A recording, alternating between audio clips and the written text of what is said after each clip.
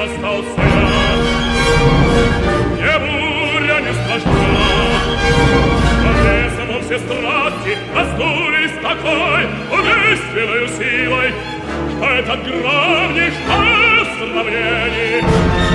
What's up, everybody? Yo, let's go. Welcome to Nick at 9, an opera variety show right here on the TDO network. You might not know that clip, but if you didn't get lit, you don't have a pulse. That is from Peak Dom and part of our new series that I'm starting this week on the show, Unexplored Great Opera Clips. Of course, we know Che Gelida. Of course, we know Scarpi Avanti a Dio. We know all these great moments, but opera is such a wide breadth of repertoire that it's almost impossible to get to all of it. So in this, I'm going to explore some cooler clips of opera, cooler sides of opera, and maybe even some operas you didn't know about. And starting this week with Peak Dom by Tchaikovsky, based on a Pushkin novel, Pushkin, aka Russian Shakespeare. So the only required things for viewing are an open mind, an excited soul, and of course, a little Russian vodka. It's 20 degrees here in Karlsruhe.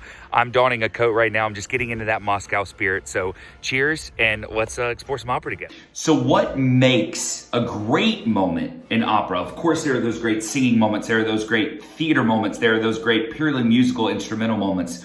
But for me, it's when all of those moments come together that make a truly great moment in opera. The orchestra is blaring or playing something hauntingly beautiful and soft. The singer is singing for their life or singing with the most piercingly beautiful soft sound.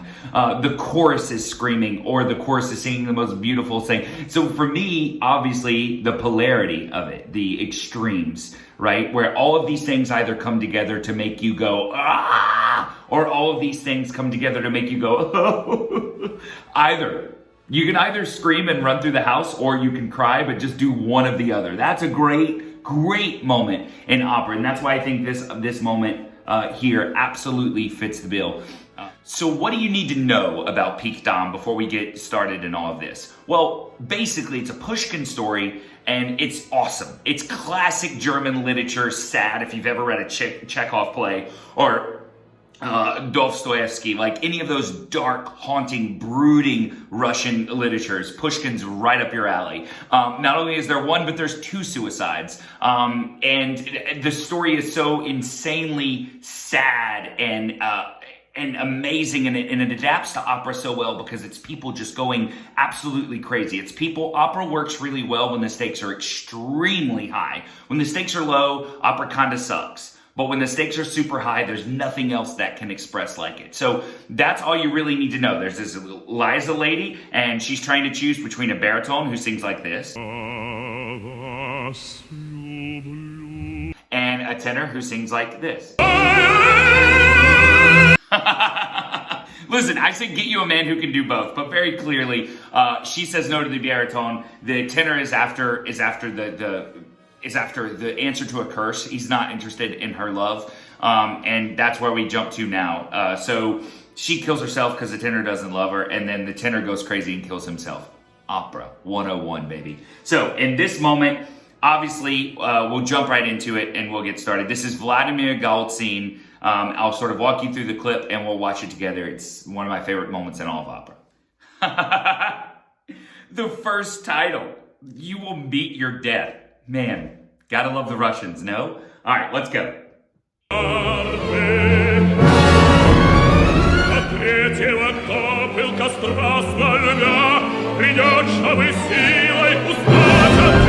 So first thing you hear is this orchestra that only Tchaikovsky could write, right? Just like a cannon. Literally, it sounds like a cannon being fired. It is unbelievably huge. And when we talked about voices in the last few episodes, what you hear from Golitsyn, we're only going to hear one tenor sing this clip. Mostly because I think he does it the best, but also because we don't have time for other tenors. When people talk about heavy repertoire, what they mean basically is that the orchestra is blaring and the singer's being required to sing in a low register, and a sort of traditionally uncomfortable low register for an extended amount of time, which means you really have to go, ah, and you can't just go, oh, come gentil, right? Because there's no orchestra underneath you. Here, there's 110 people playing literally as loud as they can. You have to go the whole time. That's what they mean by heavy repertoire, and that's why most people stay away from this crazy stuff. Tricarti, tricarti, tricarti. Оставь мне хотя бы на So basically he's saying here, he needs to know, so Liza, who is our protagonist, if he's the antagonist, really it's three protagonists. I don't know anything about theater, but I think that's right. He's basically saying he's trying to get to her so that he can learn the riddles to win all the card games from her old grandmother. Follow me. I know that sounds crazy. So he's saying basically, if I could, the whole thing's about gambling and card playing, and this grandmother holds a secret to card playing, and that's what he's trying to get. So he's trying to finagle and wiggle through Liza and sort of use her love for him against her, and only to find this card trick. So here he's saying, what even use would it be if I could get it? But then he realizes, no, I'll get it. And this whole arioso, you may think, oh, this is such big music, it's at the end of the opera. No, sir. It's scene change between 1-1 and 1-2. Opera is amazing, isn't it? Let's keep going.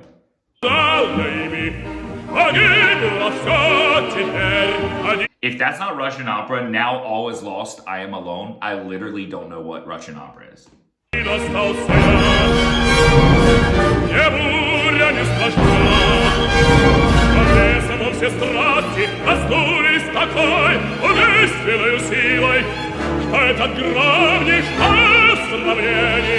So obviously here, he's literally, dude, I will jump through the wall right now. This dude's saying all this thunder, which by the way is happening in the orchestra, right? Have you ever heard a thunderstorm any better portrayed? It sounds like a gnarly thunderstorm. No, the orchestration here is unbelievable.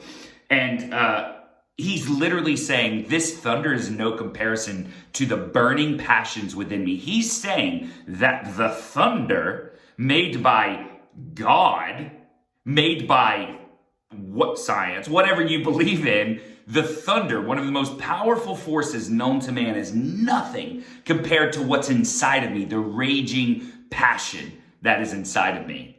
What more do you want?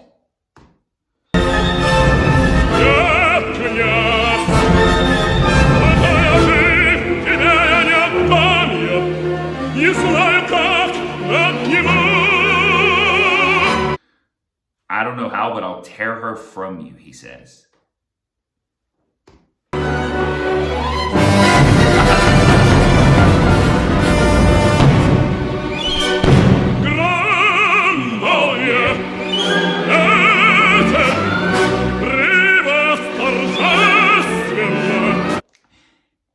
Yo, he's swearing before thunder currently as the orchestra is screaming.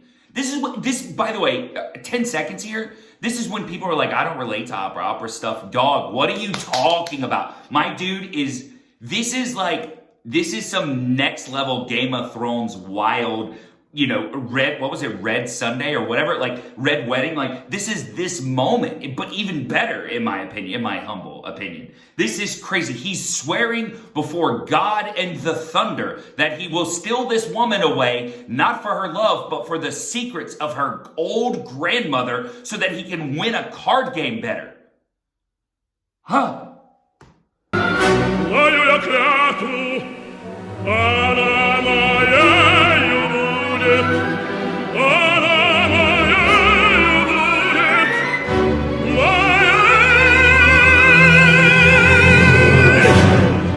Why is that amazing? Let me tell you.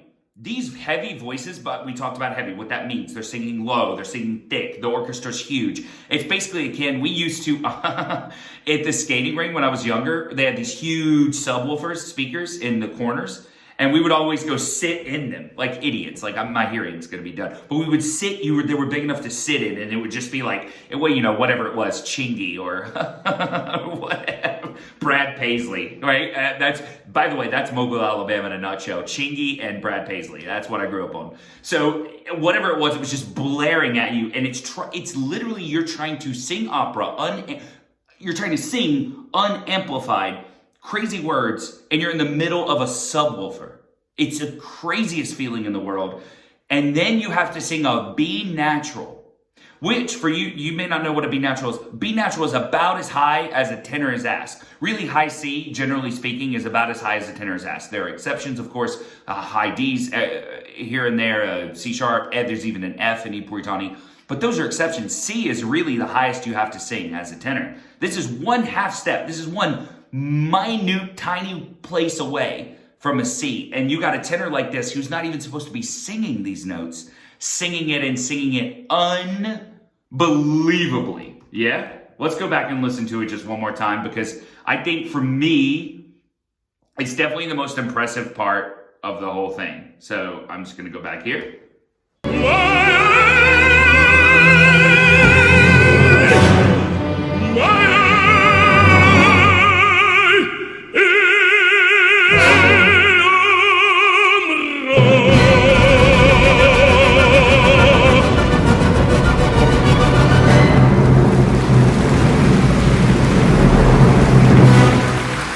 Just a brief reminder, that's just a scene change coming. No intermission. We don't get to breathe. We don't get to reset. Then right after that, this like really nice polka music starts and we get like this nice little mazurka.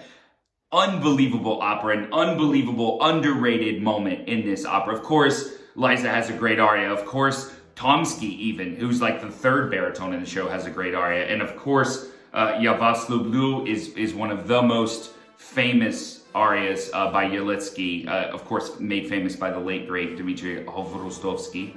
And so it's just a great opera packed with moments, but for me this is the best moment. So I hope you enjoyed that. I hope you'll join me on my journey as I work through some of the operas that I just love. I mean, there's only, it's like with cinephiles, like there's like, what do you start with? Citizen Kane, and then what do you do? Like, do you Sunset Boulevard? Like, how do you have time for all of it? Opera is this endless well, and we must continue to do it. And it's not enough to just do the same 5 operas, which I love too, by the way, in rotation. We have to explore some more of this repertoire and open our minds. And for everyone who's like, how do we move opera forward? How do we get opera into the 21st century and make it relevant? We do things like this. We make cool productions. We do sort of unexplored operas, and we make connections between Pushkin and Shakespeare, because that's very interesting to me, and I'm sure it's interesting to other people. So that's how we do this, I think, in my humble opinion. I hope you guys enjoyed the show. Join me next week as we discuss more great moments in opera that you may not know. Peace, everybody. Have a great time. Drink Russian vodka.